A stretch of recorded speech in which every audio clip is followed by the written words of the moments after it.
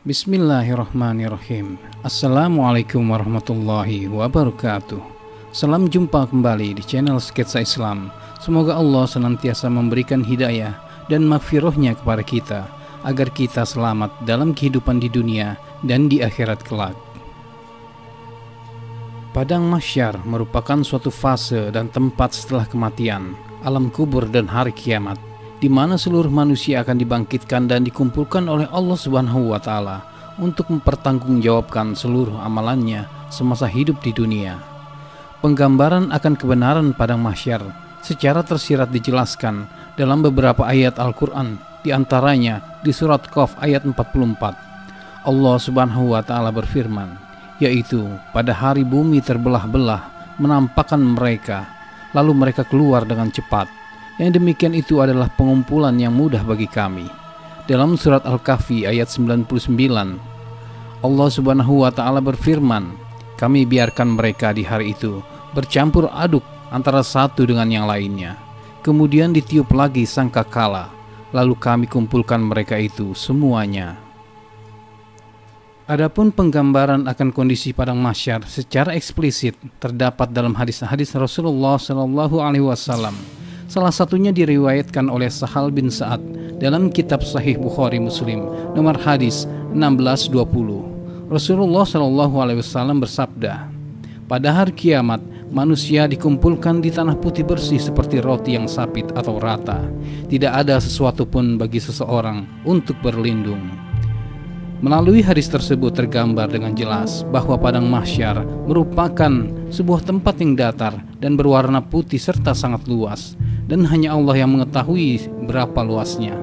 Itulah tempat yang mampu menampung semua makhluk, mulai dari manusia, jin, malaikat, bahkan binatang-binatang pun ikut dikumpulkan di Padang Mahsyar. Subhanallah. Pada saat dibangkitkan, Allah menurunkan hujan di atas Padang Mahsyar yang akan menghidupkan kembali seluruh makhluk, sebagaimana air hujan menumbuhkan tanam-tanaman. Dan ketika seluruh makhluk telah bangkit kembali, mereka seluruhnya dalam keadaan berjalan tanpa alas kaki, tidak berpakaian dan tidak dikhitan, sebagaimana penggambaran hadis riwayat Bukhari Muslim oleh Aisyah radhiyallahu anha. Walaupun begitu, masing-masing tidak akan menghiraukan satu sama lain disebabkan beratnya urusan yang menanti mereka. Setelah itu, mereka diberi pakaian oleh Allah Subhanahu wa Ta'ala. Dan sebagaimana sabda Rasulullah SAW dalam hadis riwayat Bukhari Muslim, bahwa sesungguhnya orang pertama yang diberi pakaian pada hari kiamat adalah Nabi Ibrahim. Manusia digiring ke Padang Mahsyar dengan berbagai kondisi yang berbeda sesuai dengan amalnya. Ada yang digiring dengan berjalan kaki, sebagaimana dikabarkan oleh Rasulullah SAW. Sesungguhnya kalian akan menjumpai Allah dalam keadaan tidak beralas kaki, tidak berpakaian, berjalan kaki dan belum dikhitan. Hadis riwayat Bukhari nomor 6043. Ada juga yang berkendaraan, namun tidak sedikit yang diseret di atas wajah-wajah mereka.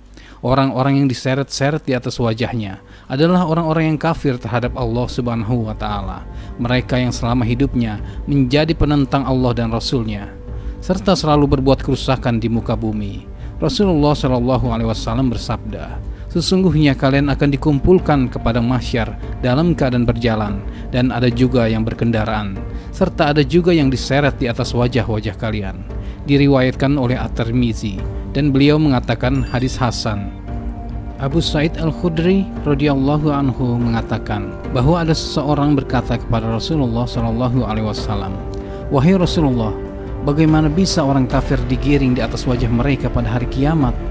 Rasulullah SAW menjawab, bukankah Rob yang membuat seseorang berjalan di atas kedua kakinya di dunia mampu untuk membuatnya berjalan di atas wajahnya pada hari kiamat? Benar, demi kemuliaan Rob kami. Hadis Sahih riwayat Bukhari nomor 6042 dan Muslim nomor 5020. Manusia di Padang Mahsyar menunggu hingga 50.000 tahun untuk mendapatkan keputusan dari Allah. Dalam hadisnya Rasulullah SAW bersabda, bagaimana nasib kalian saat Allah mengumpulkan kalian sebagaimana mengumpulkan anak panah di wadahnya selama 50.000 tahun. Kemudian Allah tidak memperhatikan kalian. Hadis riwayat Hakim. Sahih disepakati Az-Zahabi. Betapa berat peristiwa itu, tak terkira gerahnya penghuni mahsyar saat itu. Banyak wajah-wajah tertunduk, pandangan mata mereka kosong, banyak hati gentar ketakutan, sedangkan jasad merasakan kelelahan. Selama 50.000 tahun, mereka banjir keringat menunggu keputusan dari Robnya. Begitu dahsyatnya hari kebangkitan, sehingga manusia pada saat itu merasa berat ketika semua perbuatan akan dihisap oleh Hakim yang Maha Adil, dan masing-masing dari manusia akan didampingi oleh 2 orang malaikat sebagai pendamping dan penyaksi. Quran Surat Qaf ayat 21. Tidak ada satupun manusia pada hari itu yang dapat mengelak dari persidangan Allah. Manusia ketika dibangkitkan tidaklah sama keadaannya seperti ketika hidup di dunia. Syekh Muhammad bin Shalih Al-Utsaimin rahimahullah mengatakan bahwa pada hari kiamat kelak, tatkala manusia dikumpulkan di padang mahsyar, kekuatan mereka tidaklah sama dengan kekuatan mereka ketika hidup di dunia. Dengan kondisi matahari tepat 1 mil di atas kepala, Allah menjadikan mereka mampu berdiri selama ribuan tahun tanpa makan, tanpa minum, dan tanpa naungan.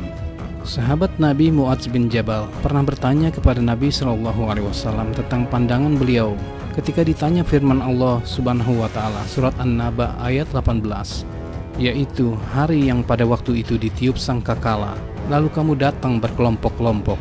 Rasulullah SAW menjawab, "Wahai Mu'adz, engkau bertanya tentang sesuatu yang besar." Kedua mata beliau yang mulia mencucurkan air mata. Selanjutnya beliau bersabda, "Ada 10 golongan dari umatku yang akan dikumpulkan pada hari kiamat nanti dalam keadaan yang berbeda-beda. Allah memisahkan mereka dari jamaah kaum muslimin dan akan menampakkan bentuk rupa mereka sesuai dengan amalannya di dunia. Di antara mereka, 1, ada yang berwujud kera. Mereka yang berwujud kera adalah orang-orang yang ketika di dunia suka mengadu domba di antara mereka. 2, berwujud babi adalah mereka yang ketika di dunianya gemar memakan barang haram dan bekerja dengan cara yang haram, seperti uang suap. 3, berjalan berjungkir balik dengan muka yang diseret-seret. 4, buta kedua matanya adalah yang suka berbuat zalim dalam memutuskan hukum. 5, tuli, bisu, dan tidak tahu apa-apa adalah orang yang ketika di dunianya suka ujub dari amalnya. 6, memamah lidahnya sendiri. Mereka itu adalah golongan ulama dan pemberi fatwa yang ucapannya bertolak belakang dengan amaliyahnya. 7, tangan dan kaki dalam keadaan terpotong. Orang yang ketika di dunia suka menyakiti tetangganya. 8, aroma tubuhnya lebih busuk dari bau bangkai. Adalah golongan orang yang suka bersenang-senang dengan menuruti semua syahwat dan kemauan mereka tanpa mau menunaikan hak Allah pada harta mereka. 9, berselimut kain yang dicelup aspal mendidih. Adalah orang yang suka takabur, berlaku sombong dan membanggakan diri. Hadis riwayat Al-Qurtubi. Wallahu a'lam bishawab. Disarikan dari kitab Nasaihul Ibad, Imam An-Nawawi Al-Bantani, halaman 266, mengutip hadis riwayat Imam Al-Qurtubi.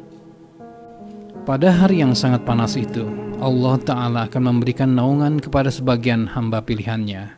Tidak ada naungan pada hari itu kecuali naungannya semata.